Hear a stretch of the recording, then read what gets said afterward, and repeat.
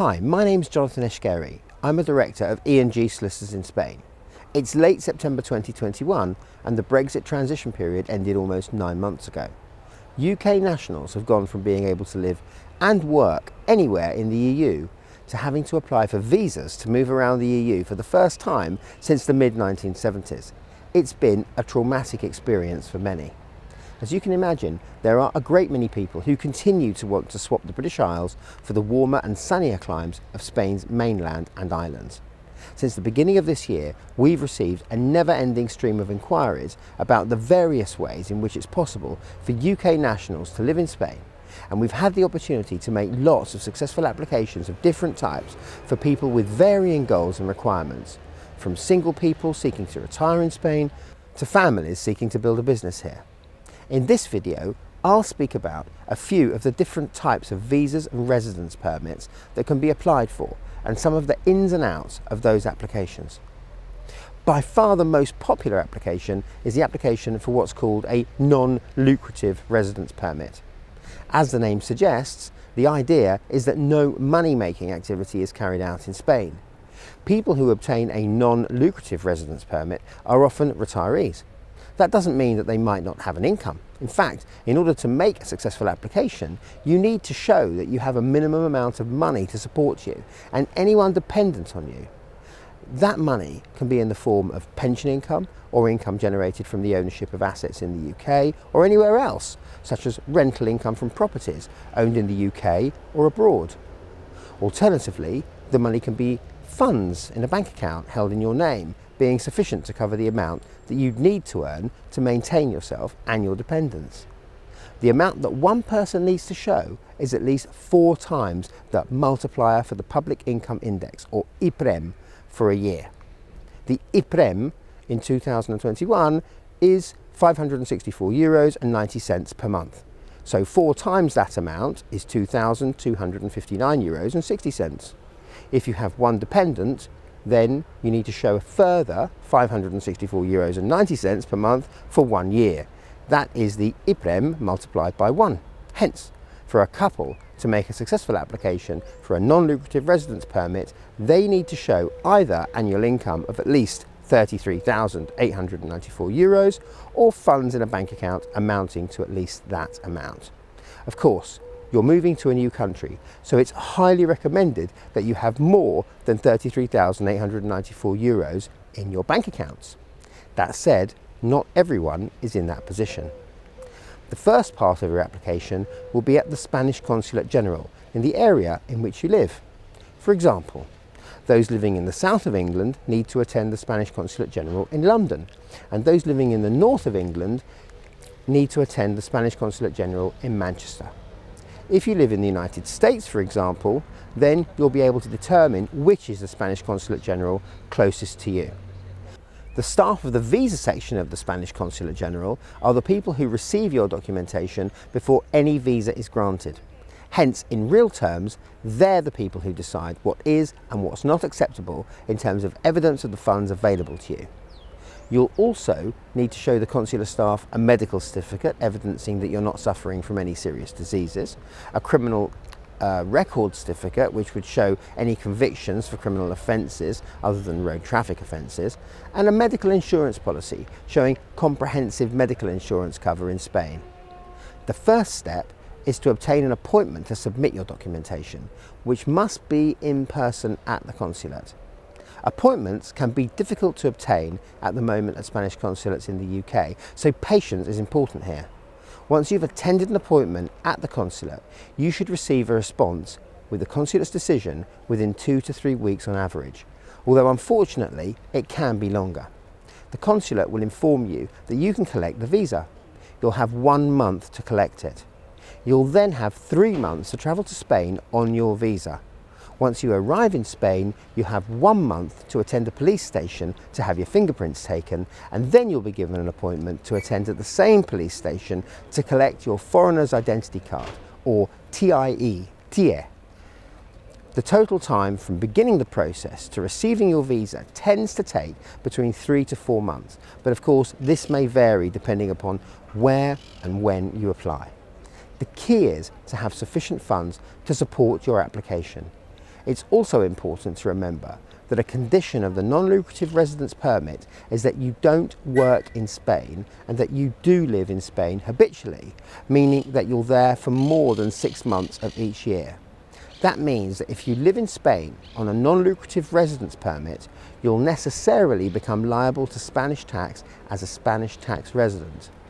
Once you've been in Spain for a year, you can apply within Spain to extend your stay for a further 2 years. After that 2-year period, you can extend for a further 2 years. After 5 years of continuous residence in Spain, you can apply for a long-term residence permit, which won't have such onerous income requirements. Once you've lived in Spain continuously for 10 years, and provided you can speak Spanish at a passable level and know something about Spanish society, history and culture on which you'll be tested, you can apply for Spanish nationality and obtain a Spanish passport. If you're in a position to make a sizable investment in Spanish property, to deposit a large amount of money in a Spanish bank account, or to purchase Spanish government bonds, then you may prefer to consider applying for an investor visa. You may have heard this referred to as the golden visa, although I'm not quite certain as to why it's considered to be golden. The main advantage of the investor visa is that once obtained, you can choose whether or not to stay in Spain, but you'll continue to be considered a resident, meaning that there is no restriction on the number of days you can stay in Spain each year. In contrast to the requirement for tourists from outside of the EU that they do not spend more than 90 days in any 180-day period on holiday in Spain. The other upside is that you can work in Spain, as can your dependents.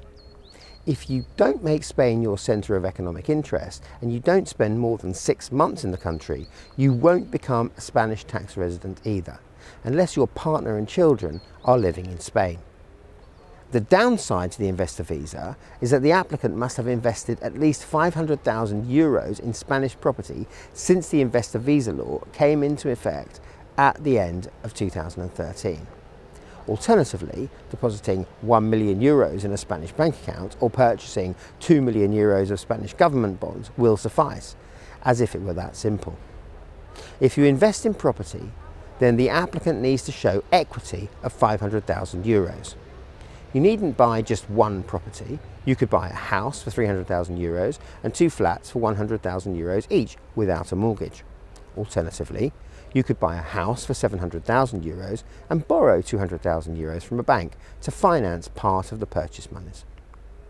You can make the application at the Spanish Consulate General in the same way as you'd apply for a non-lucrative visa.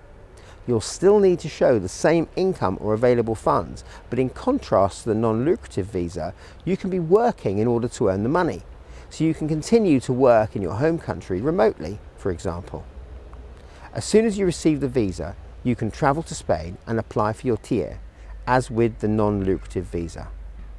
The initial permission is for 2 years, and that can be extended for a further 5 years. When you renew, you'll need to show the minimum investment, as I mentioned earlier. While some can afford the level of investment required for an investor visa, others can't, but would still like to work in Spain. If you're highly qualified in your chosen field, then it's possible for you to be employed by a Spanish employer, provided they can show that your skills are necessary for the role that they're trying to fill and that they can't find someone equally suitable already resident in Spain to fill the position. There are clear parameters as to whether a particular skill is one which is considered to be that of a highly qualified person for the purposes of this type of visa application. The employer does most of the work, and the employee will need to attend at the Spanish Consulate General in the country of their residence in order to collect the visa. The next step is to travel to Spain, obtain a TIE, and register with the Spanish Social Security system. An alternative is to open your own business in Spain or to buy and run an existing concern. You'll need to show sufficient investment for your business as well as sufficient funds for you to live on while you're beginning to develop your business, even if you're taking over a going concern. The question of level of investment is a relative one. It may be that a business is being sold for 50,000 euros, but that it'll produce profits of at least 30,000 euros each year from the outset. In that scenario, €70,000 may be a sufficient investment, as some further investment in the business will almost certainly be necessary over and above the initial €50,000. In another scenario, for example, taking over a functioning hotel, a much higher investment may be appropriate. In addition, you'll need to show income to support yourself, which will be along the same lines as the income requirements for a non-lucrative visa or an investor visa. Aside from the investment itself, the single most important document will be a business plan, which ought to be considered carefully by someone accustomed to crafting business plans to satisfy the requirements of the Spanish immigration authorities. Once again, the application will be made at the Spanish Consulate General, who will communicate with the immigration authorities in the area in which you'll be running your business. In essence, it's the local immigration authorities who take the decision as to whether or not to issue you with a visa, but it's important to remember that the people with whom you'll communicate are the consular staff. It's their decision that's final in real terms. Whenever you make an application at a Spanish Consulate General, there'll be a significant fee to pay to the consulate. There'll also be a much smaller fee to pay when you obtain your TIE in Spain. At E&G Solicitors, we can guide you through the entire immigration process, advise you and prepare the documentation for you to submit with your application. We're based in the UK and in Spain, so we're in an excellent position to provide you with all the support you need. Please be in touch with us for more information. You'll find our contact information below this video or on our website www.solicitorsInspain.com. Thanks for watching.